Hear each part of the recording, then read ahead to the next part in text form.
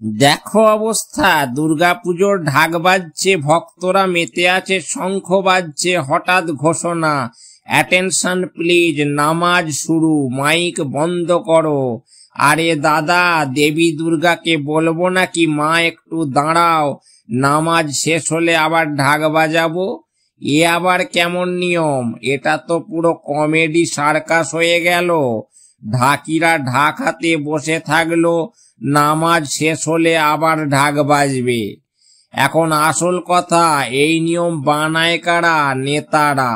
ভোটের আগে বলবে সব ধর্ম সমান, কিন্তু ভোটের পরে বলে তোমার নামাজ আগে, তোমার পুজো পরে। রাজনৈতিক সভার মাইক, হ্যাঁ, তৃণমূলের রাজনৈতিক সভার মাইক নাকি 24 ঘন্টা বাজতে পারে, ট্রাফিক আটকাতে পারে, মানুষের কানকে ফাটাতে পারে, ওতে কোনো অসুবিধা নেই।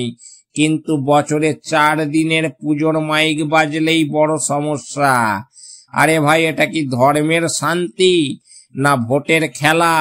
শোনো, পুজো তো বছরে একবার, নামাজ প্রতিদিন। তাহলে কি পুজোর ঢাকিদের কন্ট্রাক্টে লিখতে হবে নামাজ শুরু হলে ঢাক থামাতে হবে? ঢাকি বলবে দাদা টাকা কমবে না তো? ভাবো তো, দুর্গাপুজোর দিনে সবাই আনন্দ করছে, ঠিক তখন ঘোষণা হলো ঢাকিরা থামুন, নামাজ চলছে। এভাবে চলতে থাকলে তো অবস্থা দাঁড়াবে, পুজোয় ঢাক নেই, কানে হেডফোন পরে মহিষাসুর মর্দিনী শুনুন। ধর্ম মানে ভাগাভাগি করে আনন্দ, কোনো সেন্সরশিপ নয়। কারো মাইক বন্ধ করিয়ে অন্যকে খুশি করানো মানেই বৈষম্য। নামাজ হোক, আমরা সম্মান করি, কিন্তু পুজোও তার সমান সম্মানের।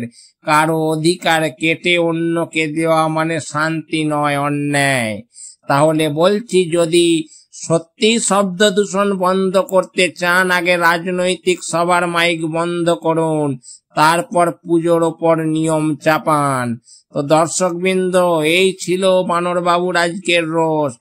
যারা ধর্মকে মিউট বাটনে পরিণত করতে চাইছে, তাদের একটু লাউড স্পিকারে জবাব দেওয়া দরকার। পুজো আমাদের গর্ব, আমাদের প্রাণ। ঢাক, কাঁসা, শঙ্খ এগুলো বন্ধ করে উৎসব হয় না। তাই বলছি, জয় মা দুর্গা, আর ধর্মের নামে নাটক বন্ধ হোক। তো দর্শকবৃন্দ, কিছু বলার থাকলে কমেন্ট বক্সে অবশ্যই কমেন্ট করবেন, আর ভিডিওটি ভালো লাগলে একটি লাইক দেবেন। আজকের মতো আমি বানরবাবু এখানে বিদায় নিচ্ছি। দেখা হবে পরে এরকমই কোনো গরম টপিকে। ততক্ষণের জন্য টাটা, বাই বাই।